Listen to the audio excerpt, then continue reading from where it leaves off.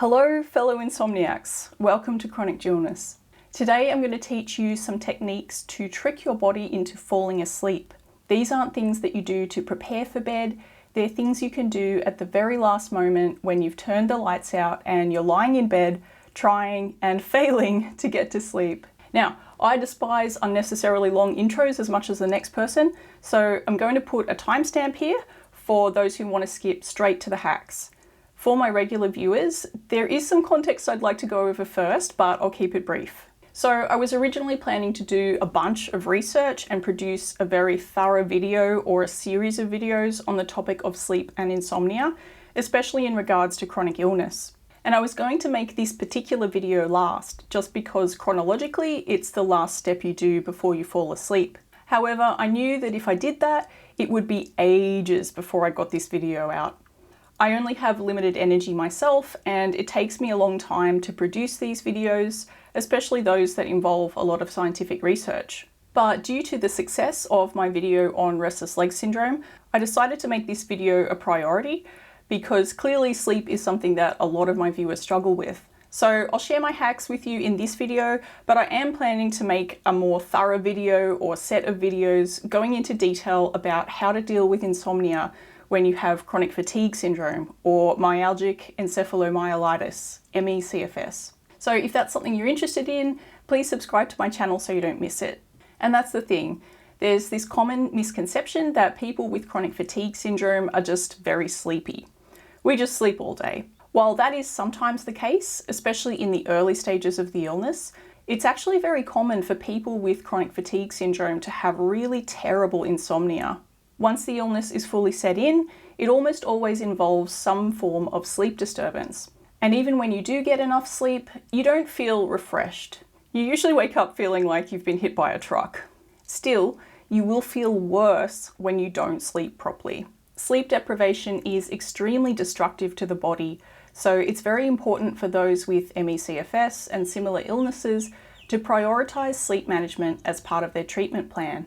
And there are things you can do to enhance the quality and quantity of your sleep, even when you have CFS, which I will go over in subsequent videos. When I was finally able to get my severe insomnia under control and I was sleeping decently at night, it really improved my energy levels during the day.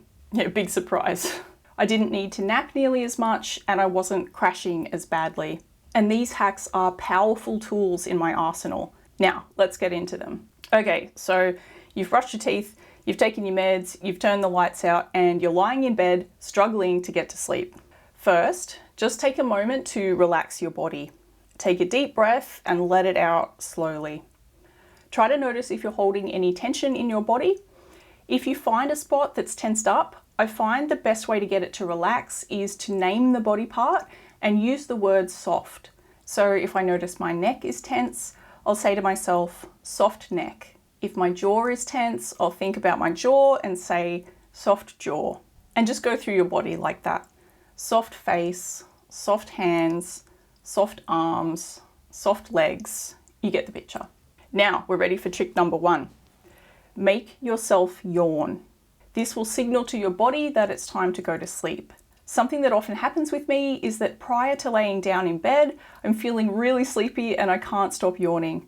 But as soon as my head hits the pillow, my thoughts start racing and without realizing, I've stopped yawning. So if that's the case, make yourself yawn because it will bring back that sleepy feeling. So make the yawn face, open your mouth wide, squeeze your eyes shut and breathe in. You should find that when you do a fake yawn like this, you'll end up triggering a real yawn.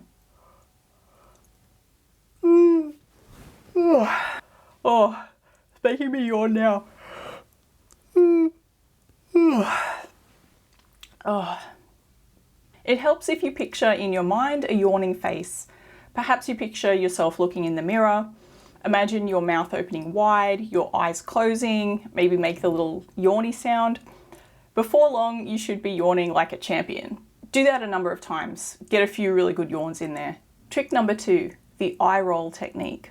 This technique is supposed to mimic the position your eyes take just before you fall asleep. It involves rolling your eyes all the way up, then slowly all the way back down.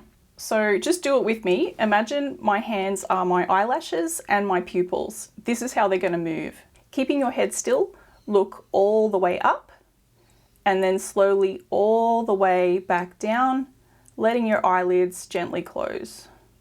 And just try to hold your eyes in that downward direction for a few seconds after. So I'm going to do it. It's going to make a really ugly face and I might cut this bit out. I don't know. Depends how ugly it is. Obviously you can't see what my eyes are doing when they're shut, but I thought I'd film it and we'll see how it looks.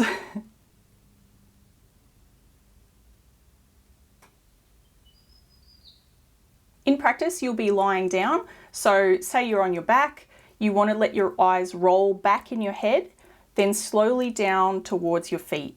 Do that several times. Trick number 3.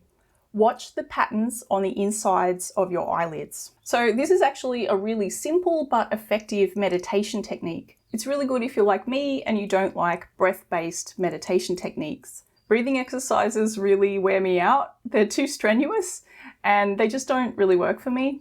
I prefer this one. All it involves is lying there with your eyes closed and watching the patterns of color and light that form. Really focus on them. If you're struggling to get started, you can try squeezing your eyes shut really tight, then relaxing them. That usually generates some sparkly patterns that can help you get your eyes in the right position. Another thing you can do is to glance at a patch of light. You know how if you see a bright light like a camera flash, you'll see an image of that light in your vision for a few seconds afterward. That's another way to generate those patterns for you to focus on.